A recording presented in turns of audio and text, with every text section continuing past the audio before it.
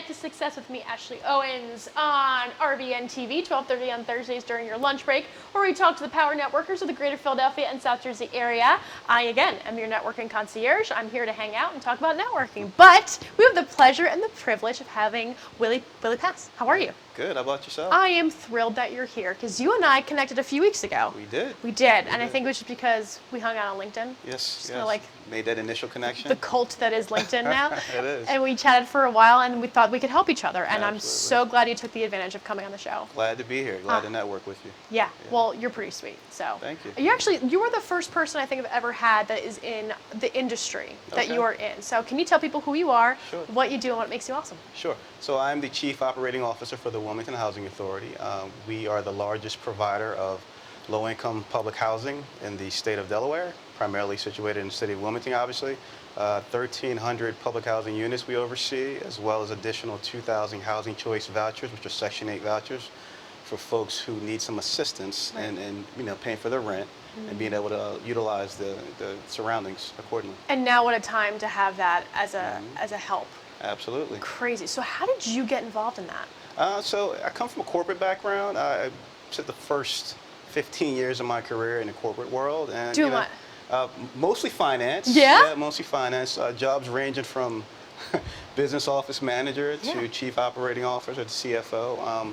So, I just felt like I wanted to help out. Wanted to give back to folks who, primarily look like me, come from communities that I come from as well. Yeah. And show them that there is a way out. Yeah. So that's kind of what led me to the field I'm in. You're from Baltimore? I'm from West Baltimore. So yes. tell me about growing up in Baltimore. So I grew up in a single family household. My mom worked like 3 jobs. I'm not sure if I'm Jamaican or not, but I think there's some blood in there. I mean, she worked at least 6, 7 days a week. Wow. And, I just got a lot of strong knowledge and information from her, just watching her through that process. Right. And seeing folks around me who didn't have, someone like my mom in their lives and how it affected them, which thus led me to where I am now. What did you learn the most from your mom? Hard work, determination, communication, working with folks in the community, building up and never giving up. No matter what the situation is, you kind of get through it, you learn from it, and you grow. Are you an only child? No, I'm youngest of 6. Youngest of 6. Yes. So community and community has always been like in your life. Like the importance of community has always been in your life. In the forefront every day, Yeah. every single day, absolutely. And everybody works with each other to make it go round. Yeah, it's a community effort, absolutely. So no wonder this is like the path that you've chosen, because it seems like you've been involved in so many things as a kid and utilizing the rest of the community to facilitate better opportunities. Absolutely, What absolutely. what was your favorite? Do you recall any time in your life when you were growing up that community came together to make a change? Yeah, for me personally, I just use myself. I kid playing street ball, playing street baseball. I'll never forget, and this random guy, Caucasian guy, rode by my neighborhood, and he's ended up being a father of another kid that I went to school with, who I didn't really know, wasn't friends with, and he saw me playing baseball. And he said, "Hey kid, do you want to play baseball, like organized baseball?" And I was like, "Yeah, sure." So he brought me on board and introduced me to it. His name was Stephen Brody, and he was my intro into like more organized sports. From there, I played football and was blessed to use those opportunities to get to college and further myself. Wow. So. It took one person. One person. That's all it takes. It's all it takes, and it's so takes. important to take, especially now as you grow up and you realize and you network, right? Yep, There's always an opportunity where you can collaborate and cross-promote. But I think some people, especially who consider themselves power networkers, I don't consider myself that, because that's a title that you earn, not give to yourself. So it's. I consider you that. Oh, well, thank you very much. I will never call myself that. But yes, people like to give themselves titles, but they go over quantity, not quality. Absolutely. And I think that the way that you grew up and how important community was, it became necessary to be very intentional about the people that you're working with. Absolutely. But also how important it is that one person can make a difference if they've got a different skill set or a different opportunity aligned. I think we were just talking about that before we jumped on. Yes, we were. So tell me more about, so when you're working in the industry that you're working, tell me when somebody calls you, what problem are they having? It can be various issues. Right now, we're working through what's called RAD, Rental Assistance Demonstration. And what that is, for housing authorities across the nation, you're only given so much money through a capital fund, capital dollars by the federal government. You're sponsored by the federal government through HUD. So a lot of our portfolio, which is your housing complexes, high-rises, mid-rises, are suffering because they're not having the adequate amount of funding to, do the upgrades, right, to maintain the structure. So what HUD is allowing us to do is, HUD is Housing Urban Development, is through the RAD, Rental Assistance Demonstration, partner with an outside corporation such as the Michaels organization or Penrose, major developers, to transform your portfolio and change the structure and the face of public housing. Through the process, you're able to, either tear down, like we're doing what's called a build first approach. So we're building a new complex, tearing down the existing, and moving our folks in there. So that's one of the main aspects that affect us, and one that we're working on. What do you need right now? What do we need? We need help from the community. Yeah. We need vital folks who have the finances, the income. I'm a firm believer that the funding that we receive from the federal government at some point will probably dry up to a certain level. As you see, we have a lot going on in the world today. We just got through the COVID pandemic, now we're dealing with some other issues socially. I think funding will start to dry up, and over the years, that's been a proven fact for housing. Right now, we're prorated, and prorated is a prorated amount you're receiving from the federal government to about 90% maybe overall. Instead of receiving 100% of your funding, you get 90% of it, and you're supposed to be able to function and operate on that, which is tough, right? So you have to be more entrepreneurial in your mindset. You have to reach out to folks in your community like yourself, other folks who do it a little bit differently, look for different sources of funding, and kind of grow your product. Housing is our product. Grow your product. Yeah. So where do you network? Where do you so let's go back instead of networking, because we'll do that for the second half. But who do you love? I know you're talking about centers of influence, but specific industries that you guys work well with that usually facilitate those kinds of funding. Sure. They vary. So right now, through the state of Delaware, Delaware State Housing Authority, they have a program called Low-Income Housing Tax Credits. They're 4% and 9%. We're applying for a 9% credit that will help pay for funding or add funding to our process, right? So between that, using some of our capital funds and working with other folks in the community, right now we have a partner in the development process, Reach Riverside. They're a great organization in Wilmington, along with Penrose, to help us with our approach. So you want to just reach out and make those sort of connections. Amazing. And where are you finding those connections typically? Just branch out. For me personally, I joined recently ULI, Urban Land Institute. It's more a professional network, but for me, coming from housing, it enables me to reach out to folks in the housing development industry, learn from them, grow from them, make connections, see if they have some funding, if they want to help out the poor folks in housing, and grow from there. Amazing. So, where do you see it going in the next 5 years? Or where do you hope it goes? I would hope that as an organization, as our housing authority and multiple housing authorities across the country, you can really learn and grow and change the face of public housing, right? Become more dynamic in your approach, become more entrepreneurial. There is a housing authority in the West, King County Housing Authority out of the Seattle area, and they're one of the ones I try to follow their model.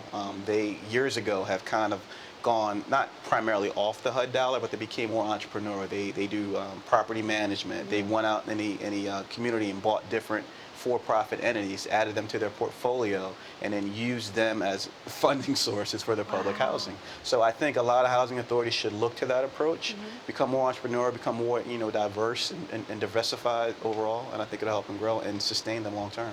What do you think has been the most, what do you think people hear when they hear public housing?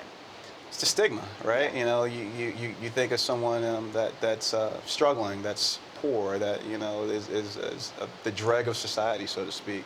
And as a kid coming from that environment, I'm here to say that's not the case. What is it then? It's people who are hard work, who care, who just need a break, need that one opportunity, as we discussed earlier, that will lift them up out of a situation and help them grow. It's important to recognize too, like, it's all what you make of it, right? And perception. I think we just had a woman on before this was talking about perception. We love Bridget, but it's so important. I feel like it's a branding perspective as well, because like you said, people see public housing, there's a stigma to it. But what you just described for the past 15 minutes has been community. That has been the foundation of it. That's what makes it breathe. That's what gives it life. in your experience, how long have you been working with them? I've only been with the Wilmington Housing Authority for the last 7 months. 7 months. Yeah, I've cascaded the country. I started with the Baltimore Housing Authority. I went out to California for about 1.5 years, up to Rochester for about 1 year, and now I'm here. Amazing. Yeah. Oh, that's so exciting. So, in your experience, what has been the biggest challenge for you? Biggest challenge is, again, changing the stigma or the dynamic of public housing, but also in doing as much changing the inner workings of it. You have a lot of folks who are seasoned. They've been, in their existing environments for 20 plus years on average, but bringing a different approach, bringing a more corporate entrepreneurial approach to the environment to show them there's a different way and not just say, well, we've always done it this way and we're going to continue to do it this way, because that way is not going to work and sustain us long term. So in that space though, when someone says like, we've always done it this way and they're not trying to change it, it's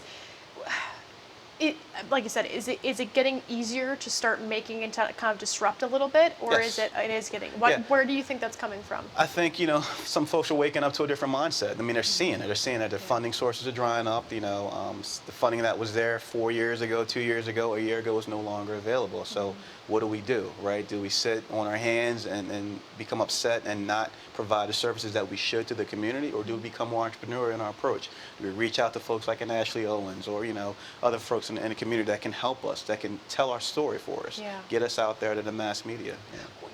What's next? What's next for me or for the agency? Let's talk about both. So for you. I just want to grow this organization to the best of my ability, and ultimately the goal for me in this particular industry is to become an executive director at a housing authority. So we'll see what the next few years hold for me. But for the industry overall, I want to be a catalyst of change. I want to be someone that can come in and come up with a different approach, different mindset, and help us grow and sustain long term. Amazing. All right, when we return, we're going to talk to you more about your tactical tips and practical takeaways. We will return with Willie Pass in just a moment. Thank you very much.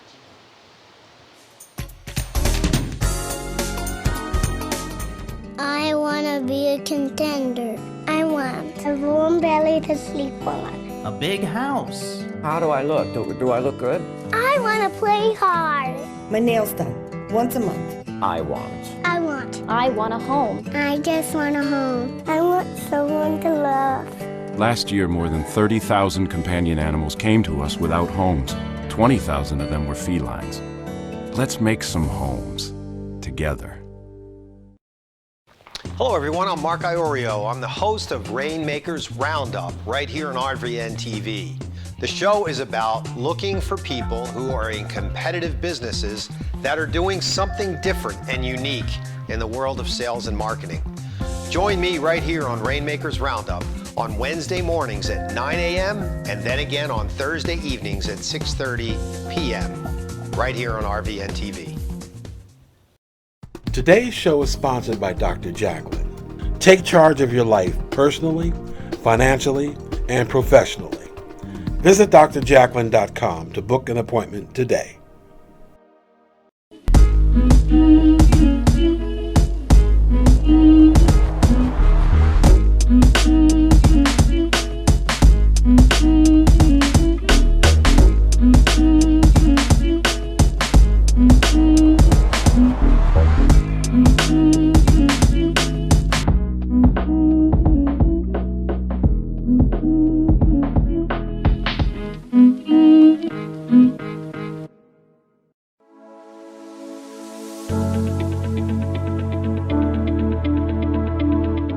The session that we had with BCAT was really entertaining and enlightening. We were able to put together some very specific steps that we as individuals can take, and it was really fun to all come together and see sort of where we're going as a team and how we can all get there together. We had a tremendous experience with the BCAT partners. One of the challenges that we have as an organization is to make sure that we have the right people in the right chairs doing the right thing. To do that well, you have to have synergy. You can try to dream up ways to make sure that your group does that, or you can rely on experts. We would recommend BCAT partners to anybody who's looking to take their organization to the next level.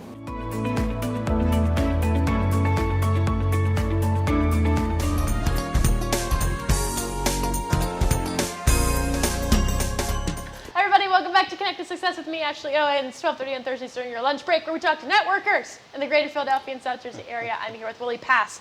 Man, I am so glad you're here today. It's so important because I've actually, like I said before, I've never had somebody on in your industry before. Sure. So it's extremely interesting, especially in the grant and in the funding aspect of it, which I am not familiar with. So this is a learning experience for myself as well. Sure. What I love about you two is that you came from an environment where you understood the nuts and bolts of what you're trying to help. Most people that I've talked to are usually coming into it kind of in the second phase of their life where they're not really understanding those nuts and bolts in that community aspect. Coming from the outside in instead of the inside out. Exactly. Yeah, absolutely. And you can tell that there's BS involved. Oh yeah. Like Oh, you can yeah. smell the BS right away. Right away. You're like, you haven't been punched in the face proverbially before. Like you need to. Right. Like. Right. All right, Chad. So it's interesting to see, you know, and it's empowering to see that, you know, you saw a need and you're trying to fix it. Sure. So the sense of community is extremely important, especially in networking as well. That's how we build our group of champions, people that can advocate for us when they're not in the room. Absolutely. Within your own environment, within your own space, tell me more about the kinds of people that you surround yourself with that are your champions and how you're their champions as well. Because it is an emotional drive that you have more so than typical business activities. So it's, how do you, I'm asking 1,000 questions here because I'm super you're interested, fine. but You're fine. how do you take, because you've experienced public housing, how do you take that experience and make sure that it's not being clouded by the decisions you need to make with the public house? Do you see what I'm saying? Like Sure. there can be a little bit of a gray area. How do you facilitate both areas? Well, you see the path forward, right? You know, and you look at different opportunities that's going to help the industry, help the folks you're here to serve. Right now, we're working with a lot of great folks in the community on various grants. One is the Choice Neighborhood Implementation Grant. Can you say that one more time? Choice Neighborhood Implementation Grant. Okay. It's called the CNI grant, you know, shorten it.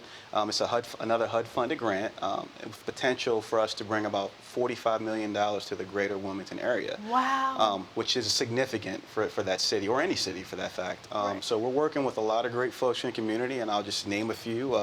Delaware State University is one of our biggest champions right now, and I'm in love with them overall. I mean, there's like a honeymoon there that I just haven't gotten to, but I'm working on it. University of Delaware is another one. We're potentially working with the city of Wilmington because we need them on this as a co-applicant for the grant. So we're working with them to hopefully get them on board. DART, which is Delaware Affordable Regional Transportation. That's like our bus system in the city there. Thank you. Christiana Healthcare. There's a bunch of good folks that we're working with there. We're also looking to explore what's called a Youthbuild Grant. A Youthbuild Grant? Youthbuild. Okay. And the Youthbuild Grant is important. It's sponsored by the Department of Labor. Okay. It's about $4.5 million overall. And what that is it sponsors folks 16 to 24 years of age who are those who are missed in society, let's say. You know, they having problems in school. They're not able to maintain attendance or you know, maintain their grades. So what Youthbuild allows you to do is take them out of that environment into a more different environment where they can not only get their high school diploma or equivalency, but learn a trade, right? So I mentioned Delaware State originally. We're looking to partner with them on that too. They have a site out in the Wilmington area that we're looking to maybe house the program there, and hopefully we'll provide stuff like, you know, carpentry, HVAC training, you know, electrical training, along with them getting their general equivalence degree.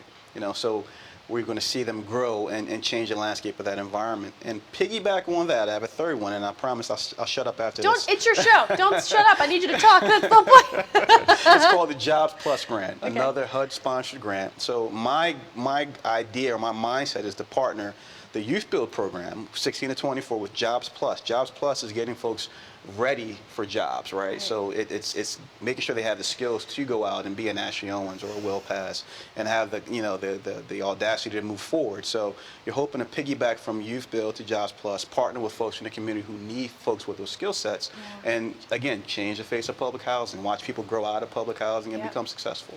Wow. Yeah. And it's you know, you're not only you're providing the public housing and facilitating public housing, but you're providing the tools and resources that, like you said, that kids and adults need to get out of public housing. Absolutely. So whatever the next phase is.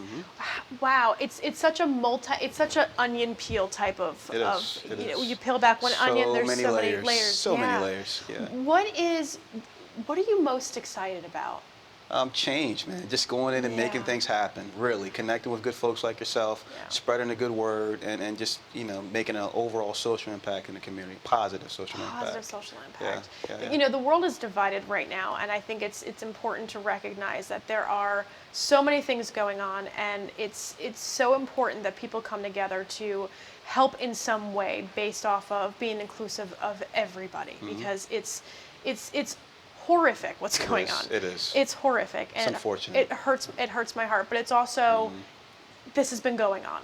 It's not like it's just starting. It's the dam broke, and people are doing everything they can to make every voice heard. And I think what you're doing, you've been doing this for 7 months, but you've been working in this industry for a long period of time. You see the dynamics. I do. And you're taking your own your skill set and your background that you have, and you're making a change. And that in itself is what a person of influence does. So you continue to tell me that I'm an influence, but please know that you are, you're starting from the foundation. Thank you. You're very welcome. Thank you. I appreciate the time today. You're very welcome. I still want to go through a couple things though. So when you are networking with people that are, because again, networking B2B is my jam. Right. Networking for grants and getting into those people of influence. Who would be a good introduction for you? Because you kind of have at a higher level. Can you slice it down a little bit? Sure. Anybody that's influential in the atmosphere I'm looking to achieve success in.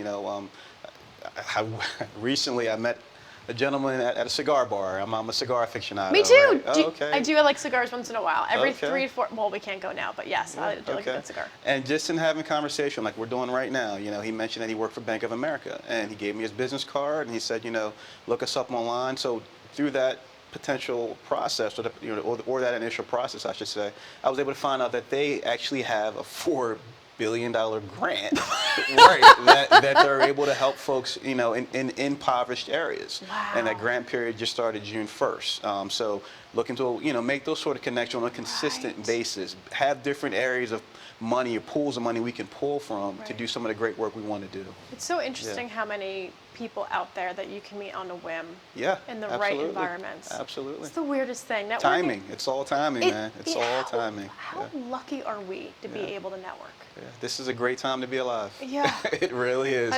Sans murder hornets, but yes. This is true. But no, even to what you spoke about earlier about some of the more social issues that we have going on right now. That, as you said, it's been brewing for a long time in this country, and it's recyclical, right? You had this happen in the 50s and the 60s, and now we're in 2020. So at some point, I think, things will change, and it'll change for the better. And hats off to, the kids of today who are in our generation or the next who are making these positive changes. Yeah. So I think we're headed in the right direction. I really do. It's a little shaky now. Yeah. But the future's bright. But that's the way things happen. That's the way change happens. Absolutely. Is that it either comes in dribbles or it comes in waves. Yeah. I'm more for the waves. Me too. I'm more for the waves, and I'm glad things are happening. And there's an education behind it, and I think that it takes one person. It does. And it took one person. It does. It took one person to get me here today. Oh, whatever. It's your fault. You decided to connect with me on LinkedIn. I got excited making new friends. I did. So do me a favor. Sure. What is your ask? My ask? Your ask. Tell me more about what you need to make this work. Connections, money, opportunity. Yeah. Those are my big three, right? But no, seriously, good connections with folks who are mission driven, who have the purse strings to help, but also the resources. It doesn't have to be your money. It can be your time. You could be a great grant writer, right? Or you can be someone who, like an Ashley Owens, who can continuously connect me to other folks who do the work we're looking to achieve. Amazing. Yeah. Oh, goodness. All right, do me a favor, look into that camera and tell people how they can find you. Sure. You can reach me at Wilmington Housing Authority via email, wpass@whadelaware.org. Beautiful. Thank you so much for being here today. Thank you for having me. I'm so glad. This was wonderful. Thank you. Thank you, everybody, for watching Connected Success on RVN TV. I'm Ashley Owens, your personal networking concierge, trying to connect people as much as possible. Please, please, please, please, please get in contact with Will Pass about helping and funding.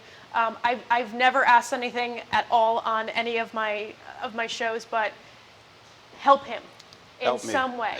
Help them in some way. Help their organization in some way. Help everybody in some way. But now is the time to make a difference. Now is the time to make a change. So do it from the foundation of the community that he has built forever. So Make sure you hang out with Will.